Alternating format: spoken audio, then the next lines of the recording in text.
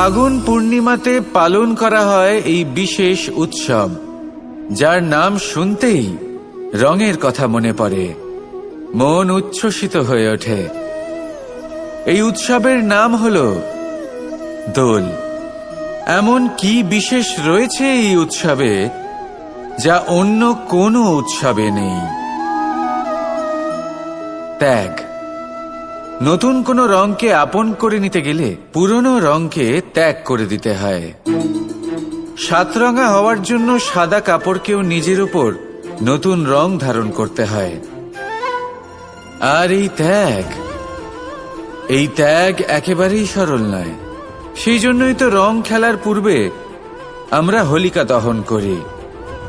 হোলিকার অন্ত হল, আর প্রহ্লাদ বেঁচে গেল। অর্থাৎ যা অপবিত্র ছিল, অসত্য ছিল, তার অন্ত হল। আর যে পবিত্র ছিল, যে সত্য ছিল, সে থেকে গেল। এইভাবে আপনিও আপনার মনের মধ্যে যত বিকার রয়েছে, যে বিকারের বোঝা আপনি বয়ে নিয়ে চলেন, সেই ভার হোলিকা দহনে ভস্ম করে দিন। নিজেকে হালকা বোধ করবেন, আর যখন নিজেকে হালকা বোধ করবেন, নিজে থেকেই জীবনে উন্নতি করবেন। তাই এই দোলে নিজেকে বিকার মুক্ত করুন। দোলের এই আনন্দ আরো অনেক বেড়ে যাবে, আর মন প্রসন্ন হয়ে বলবে, রাধা রাধা। এই বছর দোলে নিজের প্রিয়জনকে কোন রঙে রাঙিয়ে তুলতে চান আপনি? লাল, সবুজ, হলুদ, নীল, সাতরঙা, অনেক রং রয়েছে। আমাকে জিজ্ঞেস করলে আমি বলবো, এই বছরও ওই রঙেই খেলবো যে রং দিয়ে আমি ছোটবেলা থেকে আজ পর্যন্ত খেলে এসেছি। প্রেমের রং। প্রেমের এই রং যা হয়তো দেখা যায় না, কিন্তু যখন এই প্রেমের রং গায়ে লাগে তখন সব রঙই ভালো লাগে। প্রেম যাতে কোনো রং অশুভ মনে হয় না, সবই ভালো মনে হয়। এটা হলো সেই প্রেম যার জন্য আমি প্রেমের দেবতা হয়েছি। আর সত্যি বলতে আপনারও কিন্তু এই প্রেমের রং দিয়ে খেলা উচিত। প্রচেষ্টা করুন। আপনি এই দোলে যত খুশি রং দিয়েই খেলুন না কেন, তাতে এক বিন্দু প্রেমের রং অবশ্যই মিশিয়ে দেবেন। এই দোলের আনন্দ দ্বিগুণ হয়ে যাবে। আপনজন হোক বা পর হোক, সবার সাথে প্রেমের দোল খেলুন। সবাই কাছাকাছি আসবে, আর সবাই কাছাকাছি এলে যে ঊর্জা তৈরি হবে, সেটাই হলো দোলের আসল রং। তাই এইবার দোলে সকলকে প্রেমের রঙে রাঙিয়ে তুলুন, আর এই প্রেম ভাব নিয়েই বলুন, রাধা রাধা। দোল উৎসবে এই সমগ্র সংসার রং নিয়ে খেলা করে, কিন্তু এই রঙের সারমর্ম এই সংসার কি জানে?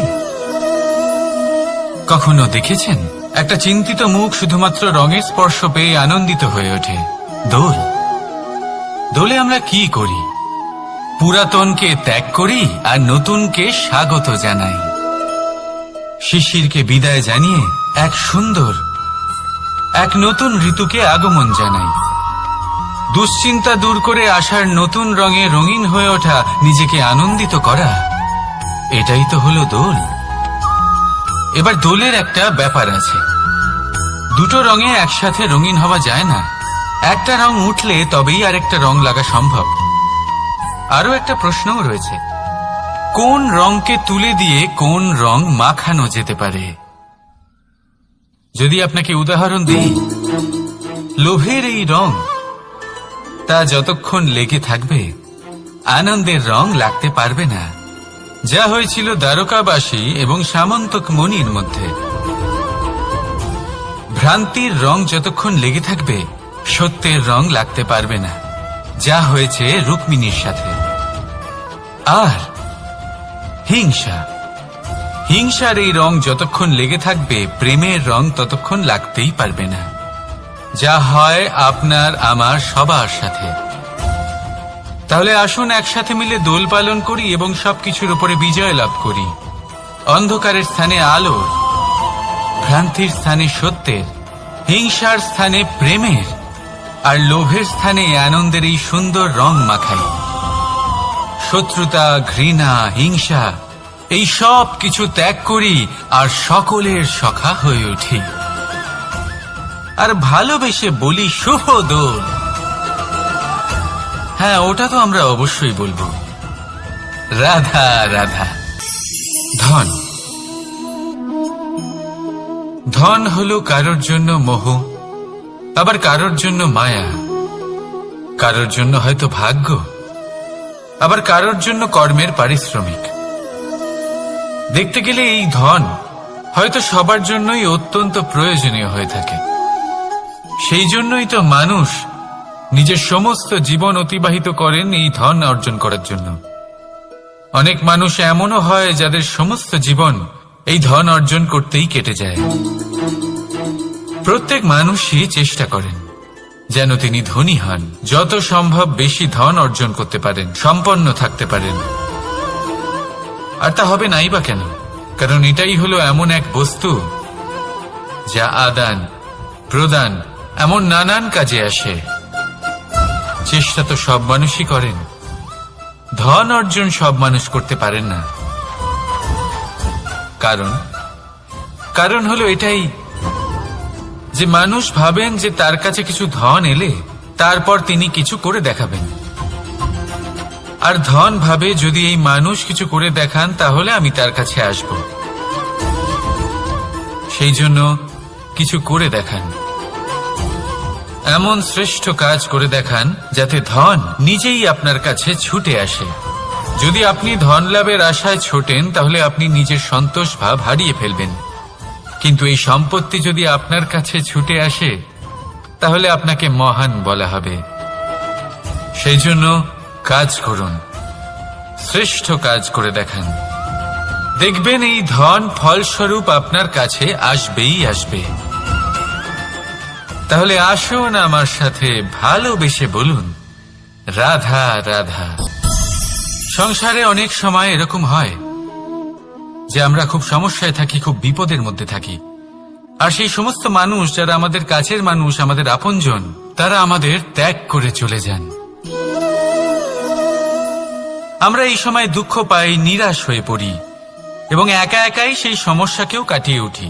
এবার পরিস্থিতি যেমন খুশি হোক না কেন, সেই সব মানুষ যারা এমন সময় আপনাকে ত্যাগ করেছেন তাদের প্রতি ক্রুদ্ধ হওয়া, অভিমান করা এটা অনুচিত। আমি বলবো তাদের প্রতি কৃতজ্ঞ থাকুন। আমি বলবো তাদের ধন্যবাদ জানান যে তারা এমন সময় আপনার সঙ্গ ত্যাগ করেছেন যখন আপনার তাদের সব থেকে বেশি প্রয়োজন ছিল। কারণ দেখুন, হয় তাদের বিশ্বাস ছিল যে আপনি নিজেই এই বিপদ থেকে বেরিয়ে আসতে পারবেন, বা তাদের ত্যাগ করার জন্য আপনি নিজের উৎসাহ বাড়িয়ে তুললেন, আপনি নিজের শক্তি বাড়ালেন এবং নিজে সেই সমস্যা থেকে বেরিয়ে আসলেন। নিজের খারাপ সময়কে আপনি নিজেই ভালো সময় করে তুললেন। শেষ পর্যন্ত আপনি আরো শক্তিশালী হয়ে উঠলেন, আরো শ্রেষ্ঠ হয়ে উঠলেন। আর এটাই তো আপনার বিজয়, যার কারণ হলো তাদের আপনাকে ত্যাগ করা। তাহলে তাদের ধন্যবাদ জানান আর আমার সাথে ভালোবেসে বলুন রাধা রাধা। আমাদের মনে সবসময় একটা প্রশ্ন এসেই থাকে, এই জীবন যা কিনা ঈশ্বর আমাদের দিয়েছেন, একটা জীবন। ঈশ্বর এক আত্মা দিয়েছেন পৃথিবীতে বাঁচার জন্য। যতদূর আমরা জানি আমাদের কাছে একটাই জীবন রয়েছে। আমরা ভাবি এই জীবন গুছিয়ে কিভাবে রাখা যায়।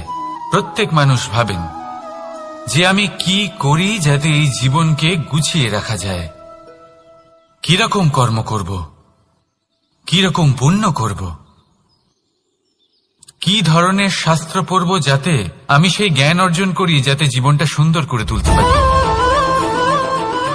আমাদের সমগ্র জীবন কেটে যায় এই প্রশ্নের উত্তর খুঁজতে, সেই শাস্ত্র অধ্যয়ন করতে। এমন অনেক মানুষ তাও বুঝতে পারেন না। আসুন আজ আমি আপনাকে একটা সহজ কথা বলি, যার দ্বারা আপনি নিজের জীবন সুন্দর করবেন। জীবন, জিহ্বা, এদের দুজনেরই হলো একটাই রাশি। জিহ্বা অর্থাৎ আপনার কথা, এই কথাকে সংযত রাখুন। একে সুন্দর করে তুলুন, মধুর কথা বলুন, যতটা সম্ভব একে নিয়ন্ত্রণে রাখুন। আপনার জীবন সুন্দর হয়ে উঠবে। কারণ এই শব্দ হয় অত্যন্ত শক্তিশালী। এটা হলো এমন এক বন্ধন যা আপনার সামনের মানুষকে আপনার ব্যক্তিত্বের সাথে জুড়ে দিতে পারে। তাই এই শব্দ সংযত রাখুন, একে সুন্দর করে তুলুন। আপনার জীবন আপনা থেকেই সুন্দর হয়ে উঠবে। আর আসুন, এই মধুর সুন্দর অনুভূতি দিয়ে বলুন, রাধা রাধা। জীবন, এই জীবন আসলে কি?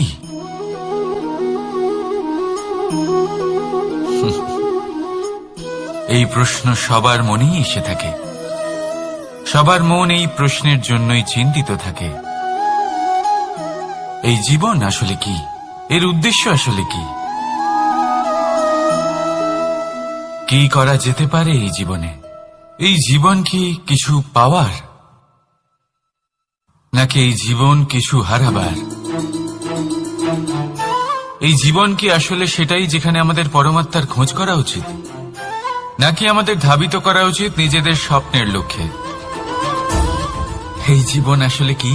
এই জীবন আসলে অত্যন্ত সরল। এ হলো শান্ত জলের মতো, একটা আয়নার মতো। এই জীবন, এই জীবন আসলে ঠিক যেন এক আয়নার মতো। আয়না কি করে? আপনাকে সেটাই দেখায় যা আপনি করে থাকেন। আপনি হাসি মুখে আয়নার দিকে তাকান, আয়না আপনাকে আপনারই মুখ দেখাবে, সেই হাসি সমেত। আপনি রেগে গিয়ে আয়নার দিকে তাকান, আয়না আপনাকে সেটাই দেখাবে। আপনি প্রসন্নভাবে হেসে আয়নার দিকে তাকালে আয়না আপনাকে সেটাই দেখাবে। এটাই হলো জীবন, একটা আয়নার মতো। আপনি এটা ভাববেন না যে এই জীবন আপনাকে কি দিয়েছে, বরং এটা ভেবে দেখুন যে আপনি এই জীবনকে কি প্রদান করেছেন। যদি আপনি এই জীবনকে সুখ প্রদান করেন, আনন্দ দিতে পারেন, ভালোবাসা দিতে পারেন, তাহলে এই জীবনও আপনাকে সুখ, আনন্দ আর ভালোবাসাই দেবে। তাহলে আসুন, এই সুখ, আনন্দ আর ভালোবাসা দিয়ে বলুন, রাধা রাধা। ধরিত্রীর বুকে গজিয়ে ওঠা এই দুব্ব ঘাস দেখেছেন? দুব্ব ঘাস, যা আমাদের পাকে শীতল রাখে। এতে যদি বসেন, তাহলে মনে হবে নরম কোথাও বসে আছেন। এত ছোট হলেও কিন্তু এর মধ্যে গুণ আছে অনেকগুলি। আর যতটা ছোট এটা, ততটাই বড় শিক্ষকও। কিভাবে? ভাবুন, পাতা ঝরার মরশুমের পরে সমস্ত পাতা একত্রিত হয়ে থাকে। একটা ছোট ফুলকি সবাইকে জ্বালিয়ে দিতে পারে, সমস্ত পাতা পুড়ে ছাই হয়ে যায়। কিন্তু এই ঘাসের কিছুই হয় না, সে যেমন ছিল তেমনই থাকে। কারণ কি হতে পারে? প্রথম কারণ, এরা ছোট হয়। দ্বিতীয় কারণ, এরা বিনম্র হয়, বড়ই সহজে দমে যায় এরা। তৃতীয় কারণ, এদের মধ্যে নমনীয়তা থাকে। আপনিও নিজেকে এরকমই বানিয়ে ফেলুন। কখনো নিজেই নিজেকে কারোর থেকে বড় মনে করবেন না। নিজের এই মনকে বিনম্র রাখুন। এবং সব থেকে বড় কথা, নিজের এই মনে সহানুভূতি, প্রেম আর বিশ্বাসের নমনীয়তা বজায় রাখবেন। যদি এরকম করতে পারেন, তাহলে জীবন সবসময় সুখে কাটবে। রাধা রাধা।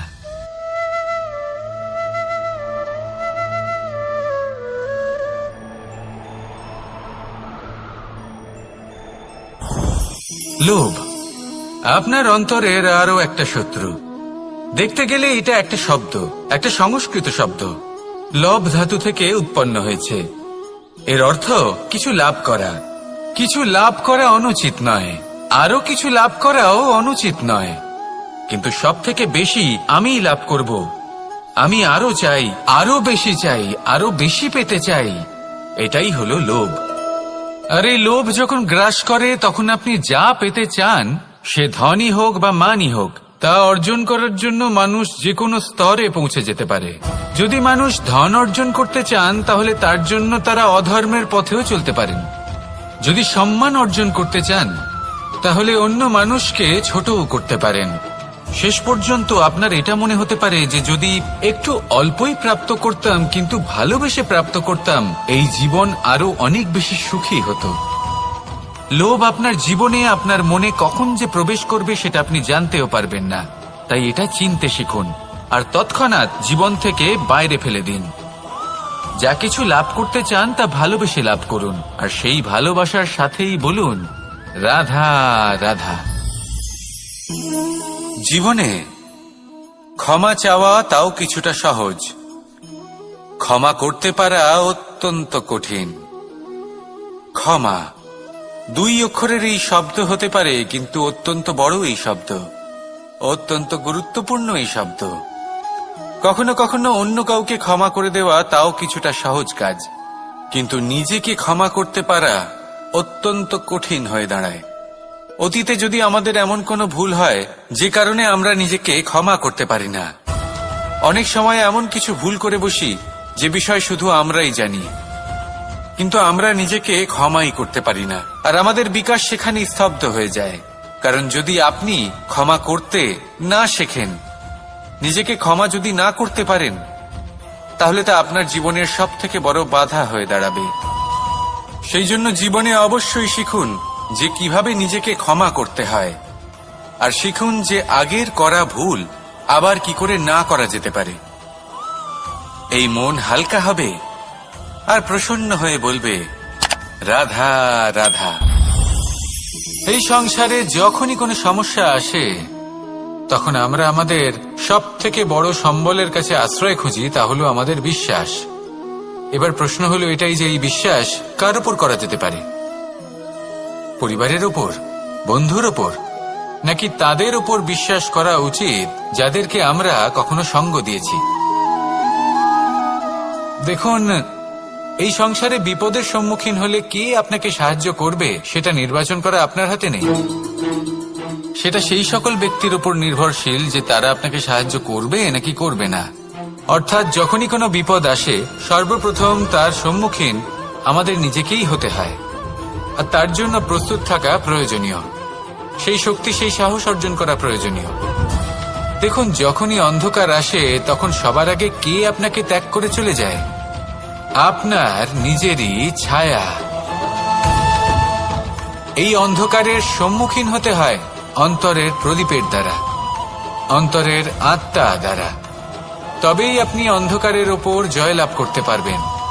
সেই জন্য যে বিপদই আসুক না কেন, নিজেকে তার জন্য প্রস্তুত রাখা উচিত। সেই সাহস নিয়ে আসুন। এমন কোনো বিপদ নেই যা আপনাকে ভেঙে দিতে পারে। আসুন আমার সাথে ভালোবেসে বলুন রাধা রাধা। মানুষ সবসময় চায় যে তার জীবনে যেন কখনো কোনো সমস্যাই না আসে। সে চায় তার জীবন যেন শুধুমাত্র শান্তি এবং সুখের দ্বারা পূর্ণ থাকে। কিন্তু এই চাহিদা অনুচিত কিছু নয়। আমরা সবাই এটাই চাই যে জীবনে সুখ থাক, শান্তি থাক। কিন্তু এই কথা সবসময় মনে রাখবেন, যে সূর্য উদিত হন সংসারকে প্রকাশমান করেন, দুপুরবেলায় সংসারকে রৌদ্র প্রদান করেন, সন্ধেবেলায় তাকেও অস্ত যেতে হয়। এবার আমাদের জীবন চক্র কিছুটা এরকমই। কোনো কিছুই চিরকাল একরকম থাকে না। কখনো এই নদীকে দেখুন যা বয়ে চলেছে। এই নদী যা বয়ে চলেছে তার পথেও অনেক বিপদ আসে। বড় বড় পাথরের সম্মুখীন হয়ে তাকেও সামনে এগিয়ে যেতে হয়। একটি পুকুর যা চারদিক থেকে ঘেরা, তার জীবনে কিন্তু কোনো সমস্যা নেই। কিন্তু এই সংসারে পুকুরের পুজো করা হয় না, পুজো করা হয় নদীকে। মনে রাখবেন, সমস্যার ঊর্ধ্বে তিনি উঠতে পারেন যিনি সমাধি লাভ করেছেন, যিনি এই সংসারেই নেই। যিনি এই সংসারে আছেন এবং জীবিত আছেন, তার জীবনের সমস্যা হলো শ্বাসবায়ুর মতোই গুরুত্বপূর্ণ। আসুন আমার সাথে ভালোবেসে বলুন রাধা রাধা। আজ আমি আপনাকে একটা ছোট্ট কাহিনী শোনাবো। একবার আমি, রাধা আর দাদা আমরা তিনজনে মিলে লুকিয়ে একটা উপবনে গেলাম আম পেড়ে খেতে। অনেক পরিশ্রম করে আমরা ওখানে পৌঁছলাম আর আমরা আশ্চর্যচকিত হয়ে গেলাম এটা দেখে যে এবার তো আম পাকেইনি। এবার দাদা কি করলেন, একটা আম পাড়লেন আর সেটা চাখলেন, আর উনি নিরাশ হয়ে পড়লেন। উনি বললেন যে এটা তো খুবই টক। তারপর রাধা একটা আম পাড়লো আর সেটা চেখে দেখল, আর রাধা উৎসাহিত হয়ে পড়ল। আমি রাধাকে জিজ্ঞেস করলাম, কি হয়েছে, তুমি এত উৎসাহিত কেন? তখন রাধা বলল যে এবার এত বেশি টক আম হয়েছে যে এগুলো দিয়ে আমরা আচার বানাবো। তাহলে দাদা ওখান থেকে বেরিয়ে গেলেন নিরাশ হয়ে এবং খালি হাতে। রাধাও ওখান থেকে বেরিয়ে গেল কিন্তু উৎসাহিত হয়ে, আর অনেকগুলো কাঁচা আম সাথে নিয়ে। এর থেকে আমরা কি শিক্ষা পেতে পারি? যে প্রত্যেকটা স্থানে এমন কিছু রয়েছে যেখান থেকে আমরা কিছু একটা শিক্ষা লাভ করতে পারি, যা আমাদেরকে বিকাশের পথে নিয়ে যেতে পারে। এই শিক্ষা প্রত্যেক স্থানে আছে। সবকিছু আমাদের দৃষ্টিভঙ্গির উপর নির্ভর করছে। যখনই আমাদের জীবনে, আমাদের সম্পর্কে কোনো সমস্যা, কোনো বিপদ আসে, তখন বেশিরভাগ মানুষ সেই বিষয় নিয়ে দুঃখী হয়ে পড়েন। আর কিছু মানুষ এমনও থাকেন যারা শেষ পর্যন্ত তার সমাধান করেন, বিপদকে পরাজিত করেন, সম্পর্কগুলিকে আবার জুড়ে দেন। যদি আপনি সুখের খোঁজ করেন তাহলে আপনি সুখ অবশ্যই পাবেন, প্রসন্নতা অবশ্যই পাবেন। যদি আপনি দুঃখ খোঁজেন তাহলে দুঃখ অবশ্যই পাবেন। এবার আপনি কি খুঁজতে চান সেই চয়ন আপনারই। আসুন আর আমার সাথে ভালোবেসে বলুন রাধা রাধা। কখনো কোনো প্রজাপতিকে উড়তে দেখেছেন? কি সুন্দর উড়ে বেড়ায় সে, এক ফুল থেকে অন্য ফুলে, এক পাতা থেকে অন্য পাতার উপর। কিন্তু সে কিভাবে উড়তে শেখে কখনো ভেবেছেন? জন্ম থেকেই কিন্তু প্রজাপতির ডানা থাকে না। ও কিন্তু ছোট্ট একটা ডিমের আকারে জন্ম লাভ করে। তারপর সেই ডিমটি ভেঙে একটি কীট বাইরে আসে। আস্তে আস্তে সে বড় হয়, ওর শক্তি বৃদ্ধি পায়। তারপর সে সেই কীট দশা ত্যাগ করে নিজের ডানাগুলি মেলে।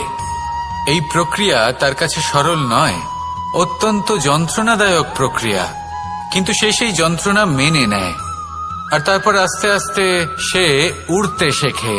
শুধুমাত্র আকাশে উড়ে বেড়ায় তা নয়, আমাদের মনের মাঝে উড়ে বেড়ায়। এবার এই ডিম থেকে প্রজাপতি হয়ে ওঠার যে যাত্রা, এটা যতটা কঠিন, ততটাই কঠিন হয় এই সংসারে শ্রেষ্ঠ কর্ম করা, ততটাই কঠিন হয় এই সংসারে মহান হয়ে ওঠা।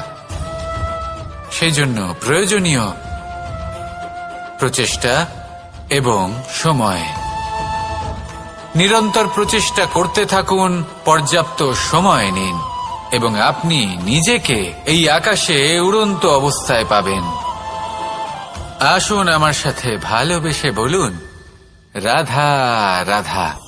মানুষ নিজের জীবনে ঈশ্বরকে খুব মান্য করে, ওনার জন্য কি না করে। ভিন্ন ভিন্ন নামে তাকে স্মরণ করে, তাকে পুজো করে, তার আরাধনা করে। সে জানে যে ঈশ্বর তাকে শক্তি অবশ্যই দেবেন, তাকে সাহায্য অবশ্যই করবেন। কিন্তু যখন প্রশ্ন আসে গুরু এবং ঈশ্বরের, তখন গুরুর মান কখনো কম হওয়া উচিত নয়। কারণ সত্যি বলতে কি, গুরুই হলেন সেই সিঁড়ি যা বেয়ে আপনি ঈশ্বরের কাছে পৌঁছানোর পথ খুঁজে পাবেন। সেই পথ আপনি গুরুর থেকেই পাবেন। গুরু না থাকলে আপনি কখনো ঈশ্বর লাভ করতেই পারবেন না। আর জীবনে অনেক সময় লক্ষ্যের থেকেও অনেক বেশি গুরুত্বপূর্ণ হলো পথ। তাই এই পথের সম্মান করতে শিখুন, অর্থাৎ গুরুকে সম্মান করতে শিখুন, কারণ গুরুই হলেন পরমেশ্বর। তাহলে আসুন আর আমার সাথে ভালোবেসে বলুন রাধা রাধা। আপনার জীবনে আপনার প্রকৃত বন্ধু আসলে কে? আপনার সব থেকে শ্রেষ্ঠ মিত্র আসলে কে? তিনি যিনি সময় এলে পরে আপনাকে সাহায্য করেন, নাকি তিনি যিনি সময় এলে পরে আপনাকে অর্থ দেন? দেখুন, আমরা হলাম মানুষ, আমাদের জীবনে লেনদেন চলতেই থাকে এটা আমাদের জীবনের অভিন্ন অংশ, কিন্তু অনেক সময় এমন হয় যে আমরা তাকেই নিজের প্রকৃত বন্ধু বলে মনে করি যিনি আমাদের একটা বহুমূল্য উপহার দেন, ঠিক কিনা? এবার আপনার জীবনে সেই বহুমূল্য উপহার কোনটা, ওই অমূল্য মিত্র আসলে কে, সেই সিদ্ধান্ত হলো আপনার। কিন্তু যদি আপনি আমাকে জিজ্ঞেস করেন, তাহলে আমার মতে স্বর্ণ, হিরে, মুক্ত, ধন এগুলো বহুমূল্য নয়। বহুমূল্য হলো সঙ্গ, যখন আপনি একা হয়ে যাবেন, সময়, যখন আপনার তাকে প্রয়োজন হবে, সমর্পণ, যখন আপনার বিশ্বাসের প্রয়োজন পড়বে। যে মানুষ আপনার প্রতি এই 3 গুণ প্রদর্শন করেন, যিনি আপনার কঠিন সময়ে আপনাকে অবশ্যই সঙ্গ দেবেন, যখন আপনার প্রয়োজন পড়বে আপনাকে অবশ্যই সময় দেবেন, আপনার প্রতি সম্পূর্ণ সমর্পিত থাকবেন, সেই হলো আপনার আসল মিত্র, সেই হলো আপনার প্রকৃত বন্ধু। কারণ সত্যি বললে বন্ধুত্বের অর্থই হলো নিজেকে সম্পূর্ণরূপে কারোর কাছে সমর্পণ করে দেওয়া। তাই আপনার সেই বন্ধুর জন্য নিজের প্রাণ উজাড় করে দিন আর ভালোবেসে বলুন, রাধা রাধা। মানুষ জীবনে 3টে কাজ অবশ্যই করে থাকে, কিছু দান করে, কিছু গ্রহণ করে, আর কিছু ত্যাগ করে দেয়। এটাও ভাবতে থাকে যে এটা করলে কিভাবে করবে। দেবার জন্য পর্যাপ্ত ধন নেই, নেবার জন্য সংসারে অত স্নেহ নেই, আর ত্যাগ করার জন্য জীবনে এত সুখই নেই, তাহলে কিভাবে করবে? আসলে আমরা বস্তুগত চাহিদা অর্জনে এত ব্যস্ত হয়ে পড়ি যে আমরা বুঝতেই পারি না যে কি নেবার আছে, কি দেবার আছে, আর কি ত্যাগ করার আছে। তাহলে আজ আমি আপনাকে বলেই দিই, মনে রাখবেন এই 3টে গুরুত্বপূর্ণ গুণ, 3টে গুরুত্বপূর্ণ কথা। দেবার জন্য আছে দান, নেবার মতো আছে জ্ঞান, আর ত্যাগ করার মতো আছে অহংকার।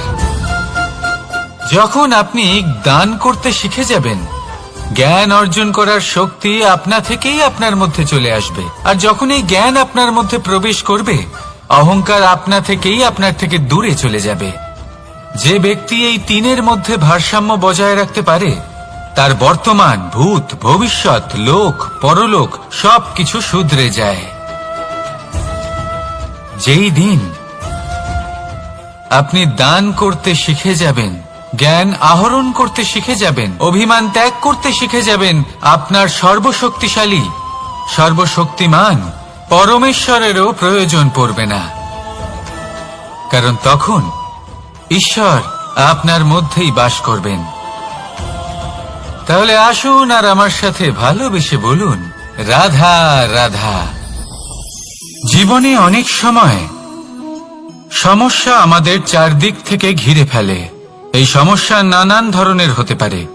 আর্থিক সমস্যা হতে পারে, পারিবারিক সমস্যা হতে পারে, কোনো সম্পর্ক নিয়ে সমস্যা হতে পারে, কখনো কোনো দৈনিক সমস্যা হতে পারে, কখনো কোনো দ্বন্দ্ব হতে পারে, অনেক সমস্যা হতে পারে।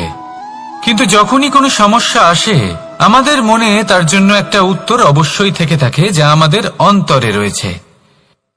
একে আমরা বলি আত্মা। আত্মা হলো পরমাত্মারই রূপ, আর পরমাত্মা তা কখনোই কিছু অনুচিত চাইবে না, তাই তো? এই আত্মা খুব ভালো করে জানে যে কোনটা উচিত আর কোনটা অনুচিত। যদি আসল বিষয়ের কথা বলি, তাহলে আপনাকে নিজের মনকে বুঝতে হবে। কারণ আত্মা তো পরমাত্মা থেকেই আসে, কিন্তু এই মন মানুষ জন্ম থেকেই প্রাপ্ত করে, যার বিকাশ হয় এই সংসারকে দেখে। যেদিন আপনার এই মন আর আপনার এই আত্মা, এই দুই এক হয়ে যাবে, আত্মসাৎ হয়ে যাবে, সেদিন আপনার জীবনে না কোনো সমস্যা থাকবে, না কোনো ঝঞ্ঝাট থাকবে, না কোনো সংকট থাকবে। কারণ আপনার কাছে সেই সমস্ত সমস্যার, সমস্ত বিপদের সমাধান থাকবে, আর তাও আপনারই অন্তরে। তাহলে আসুন আর আমার সাথে ভালোবেসে বলুন, রাধা রাধা। ভক্তি আর শক্তি, এই দুইয়ের মধ্যে সম্পর্ক অত্যন্ত সরল। মানুষ ভক্তি করেন যাতে তিনি শক্তি লাভ করতে পারেন, আর শক্তি লাভ করার পরে ভক্তি ভাব ভুলে যান আর শক্তির প্রতি আসক্তিতে মত্ত হয়ে যান, আর সেখান থেকেই তার বিনাশ শুরু হয়। কেন? কারণ ভক্তির দ্বারা প্রাপ্ত শক্তি অন্য কারোর হিতের জন্য ব্যবহার করতে হয়, অন্য কারোর মঙ্গল করার জন্য ব্যবহার করতে হয়, কারোর বিনাশের জন্য নয়।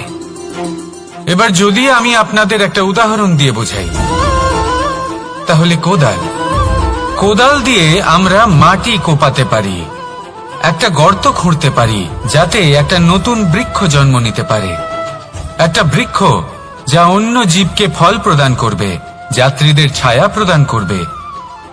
কিন্তু এই কোদালের ব্যবহার যদি আমরা অন্য কারোর ক্ষতি করার জন্য করি, তাহলে ক্ষতি শুধুমাত্র আমাদেরই হবে।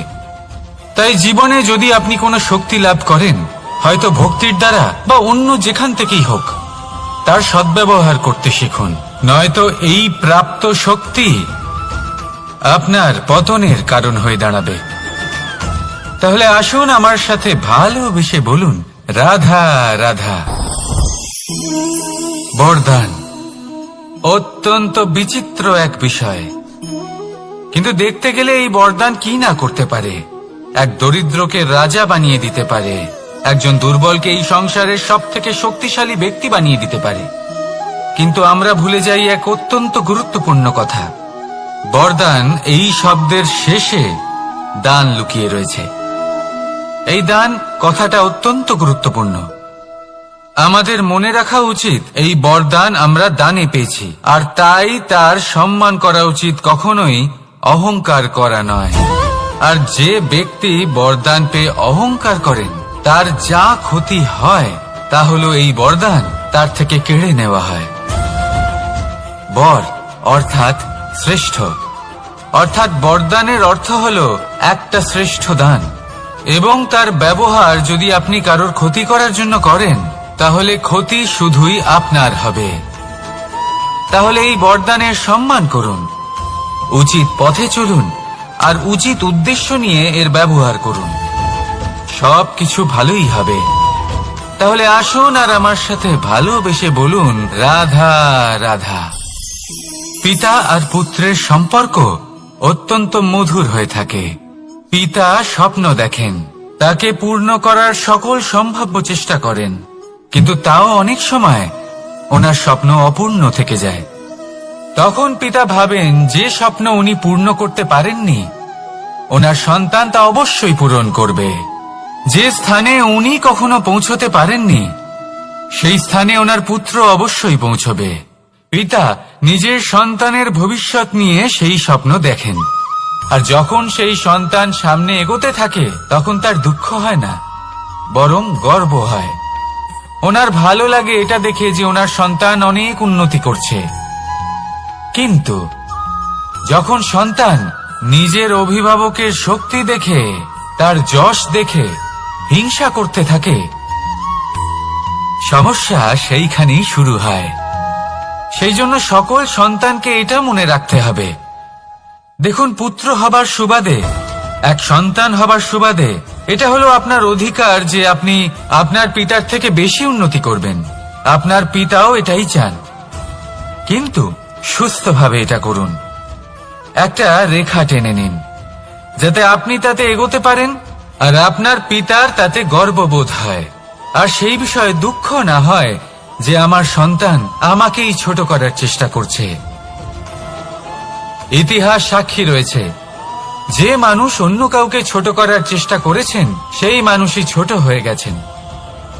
আর আমার মনে হয় না আপনি এটা চান, কারণ কোনো একদিন আপনিও কারোর পিতা হবেন। আসুন আমার সাথে ভালোবেসে বলুন, রাধা রাধা। সাথী। সাথী এই শব্দটির ব্যাখ্যা কে কিভাবে করে? মিত্র, সখা, বন্ধু, কিন্তু অর্থ একটাই, তিনি যিনি আপনার সঙ্গী হন, আর তিনি যার সাথী আপনি হন।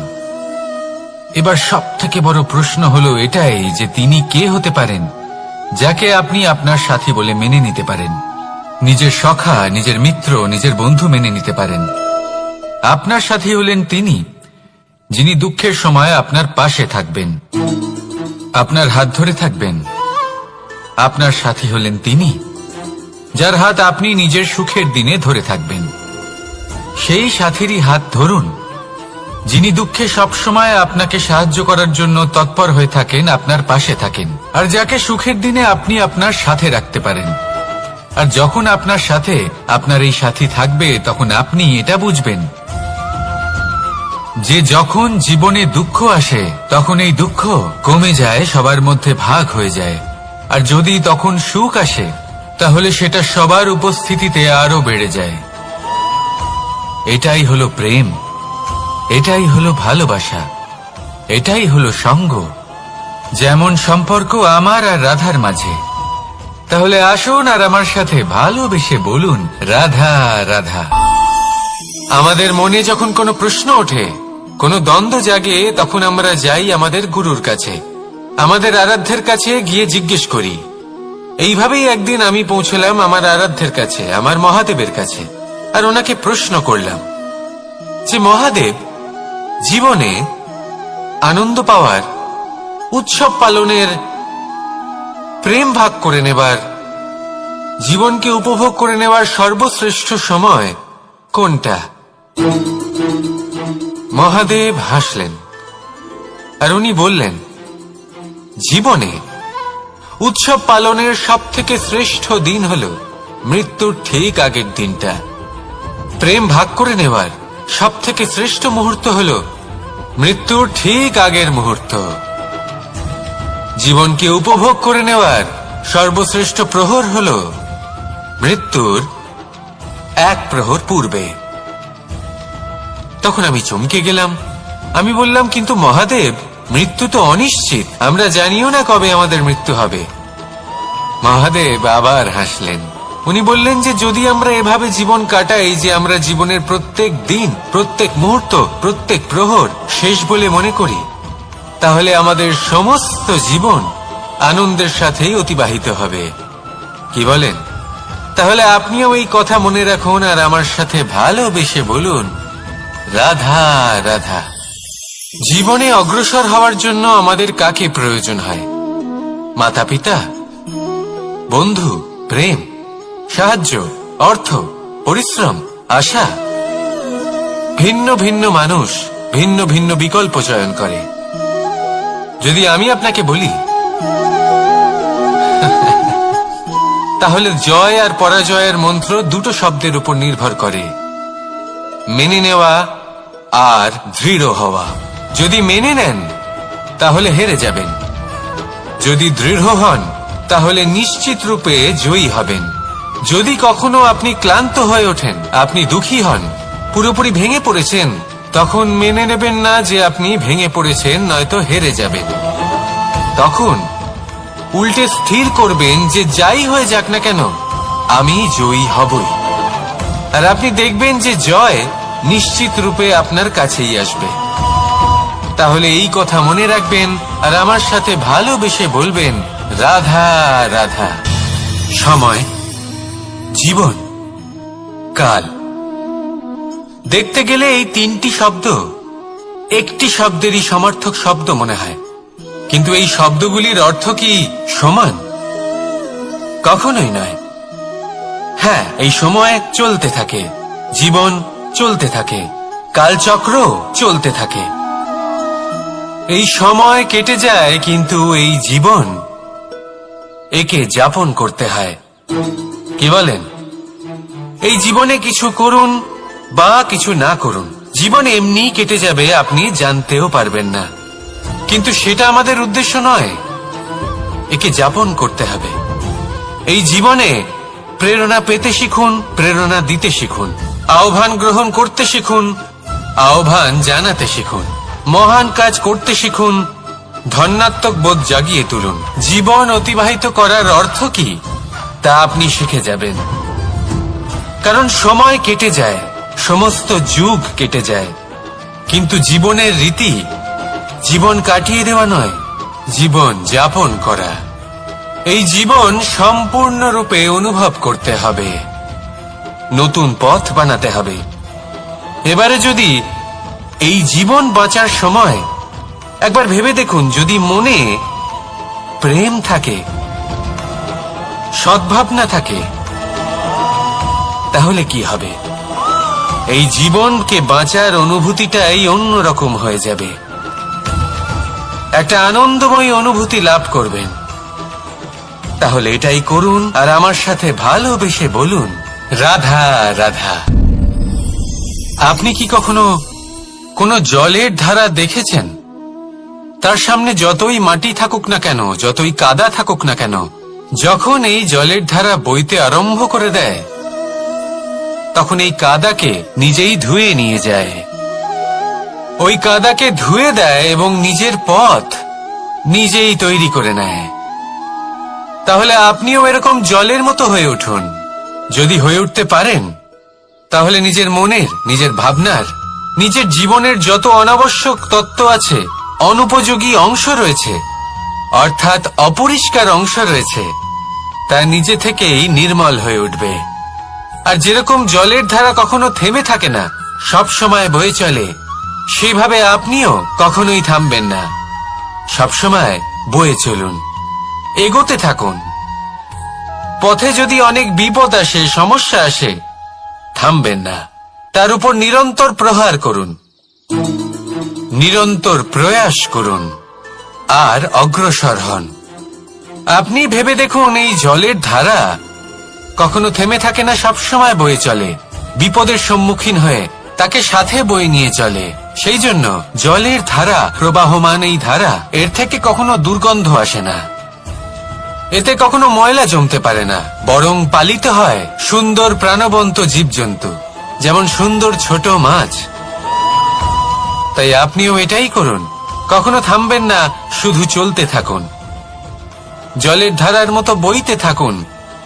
আপনি আপনার লক্ষ্য অবশ্যই খুঁজে পাবেন, আর তার সাথে নিজের অন্তরের যে মালিন্য রয়েছে, তা আপনি নিজেই নিজের থেকে দূরে করে দেবেন।